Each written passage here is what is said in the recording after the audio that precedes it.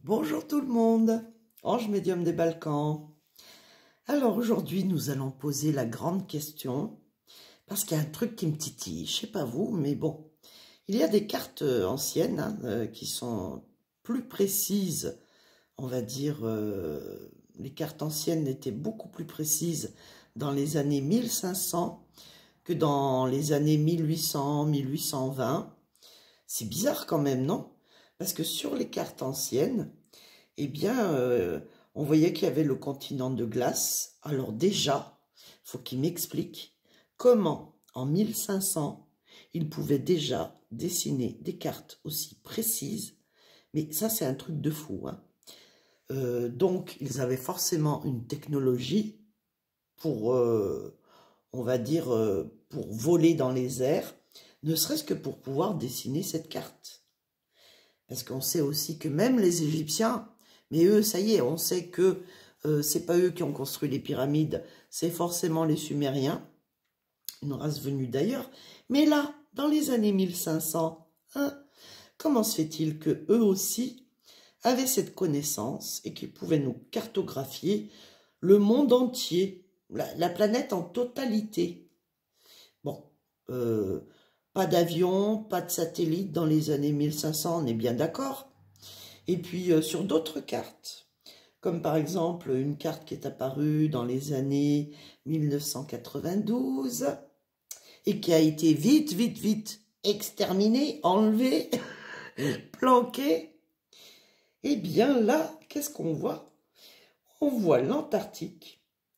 Et tout autour des continents, on aperçoit un mur de glace qui est vraiment tout autour, au bord, hein, et qui fait qui entoure tous les continents, notamment l'Antarctique, le pôle Nord, le pôle Sud. Ben, il y a un mur de glace, voilà, tout autour. Donc, comment se fait-il? Comment se fait-il que cette carte, eh ben, elle a disparu? Encore un coup des jésuites, je suis sûre, qui ont changé tous les livres, que ce soit les livres d'astronomie, que ce soit les livres de tout, voilà, toutes les connaissances, peut-être même des inventions qui ont été faites à cette époque-là, par exemple, hein.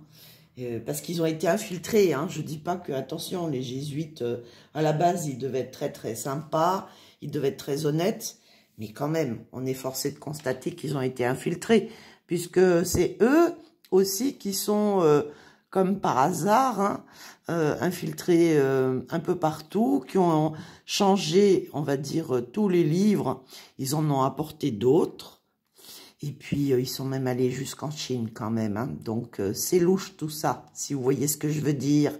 Pourquoi s'amuserait-il à changer toutes les cartes terrestres qui avaient été dessinées avant par les pays en question et les peuplades en question? Donc, moi, ce que je veux savoir, c'est est-ce que ces cartes, notamment les cartes anciennes, est-ce que c'était vraiment des vraies cartes?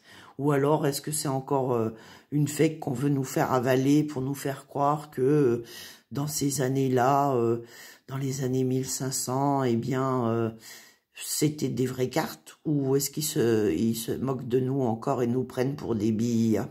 Allez, c'est parti. Qu'est-ce qu'on va prendre? Qu'est-ce qu'on va prendre comme jeu? Allez, on va prendre mon chouchou égyptien, le tarot égyptien, et nous allons poser la question, est-ce que ces cartes terrestres, enfin ces cartographies de la Terre, est-ce qu'elles sont réelles et est-ce qu'elles sont authentiques? Celles qui datent de 1500, hein. C'est ça qui m'intéresse. Je veux savoir si elles sont authentiques. Est-ce qu'elles sont authentiques? Ou est-ce que c'est un fake? Et que c'est maintenant qu'on apprend ça. Alors, cartographie de la planète Terre, des continents. Est-ce qu'elles sont authentiques dans les années 1500? C'est parti. Sont-elles authentiques? Alors, les cartes, les mensonges ou ou les oppositions, les événements, pour arriver à la réponse à la question et à la synthèse. Alors, ces cartes sont-elles authentiques, les cartes de la planète Terre? Alors, avec Imhotep, déjà, on parle bien de cartes, parce que là, c'est tout ce qui est cartographie, tout ce qui est nombre d'or, les calculs, les mathématiques. Donc, on y est là, on y est. La géographie, la construction, les plans. Allez, en face, nous avons Osiris, celui qui débute, qui débute quelque chose, on va dire, qui renouvelle quelque chose. Vous voyez, je parlais des jésuites, peut-être qu'ils ont renouvelé les livres ou les cartes. Alors ensuite, qu'est-ce que nous avons dans les événements? Piège, isolement et inaction avec la momie.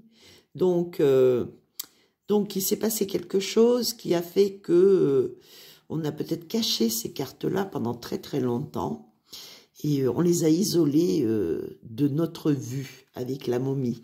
C'est vraiment caché, vous voyez, c'est caché dans un coffre, un tombeau. Alors, est-ce que ces cartes sont de vraies cartes ou est-ce que c'est des fakes? C'est des vraies cartes. Alors là, avec Papyrus, des cartes authentiques. Hein. Ok, d'accord. Je parle des cartes de 1500, hein, authentiques. Et là, positif, de toute façon. Et on vient de les découvrir parce qu'elles ont été longtemps cachées, détenues, retenues, j'ai envie de dire. Mais c'est vraiment, ça répond par la positive. Hein. Donc, c'est bien des vraies cartes. Ok. Alors, si c'est vrai, on va poser la question. Est-ce que la carte de 1992, est-ce que cette carte-là, qui nous montre tous les continents terrestres, avec un cercle de murs de glace, est-ce que cette carte est authentique? Est-ce que cette carte de 1992 est authentique concernant la cartographie de nos continents tels qu'ils sont et de ce fameux mur de glace qui fait tout le tour? Est-ce que c'est authentique, ça? Allez, c'est parti, mon kiki. Est-ce que c'est authentique? Est-ce que cette carte, qui date de 1992, est authentique ou pas? Parce que si c'est authentique, eh bien, nous allons poser la question la prochaine fois, dans la prochaine capsule. Est-ce que la Terre est plate ou est-ce que la Terre est ronde? Alors, est-ce que cette carte datant de 92 est authentique? Avec Anubis, on peut dire que c'est une vieille carte. Une très très vieille carte, qui est encore plus ancienne que 1992. Hein, puisque on va dire qu'avec Anubis, ça fait partie de très très très très longtemps. Hein. C'est même la vie et la mort, donc c'est forcément une transformation. Il y a eu une transformation, forcément. S'ils avaient une technologie super avancée, bah, ils ont dû faire sauter la planète et rebelote, il y a beaucoup de cartes qui ont dû disparaître. Alors, carte authentique ou pas? Alors ici, sacrifice, bah forcément, avec Psycho de Pompe, on nous a sacrifié ces cartes, ou on les a cachées, ou on les a brûlées, ou elles ont été vraiment abandonnées, ou on va dire cachées quelque part, parce qu'il fallait pas que ça soit, que ça nous soit montré. Ok? Alors, est-ce qu'elle est authentique, cette carte?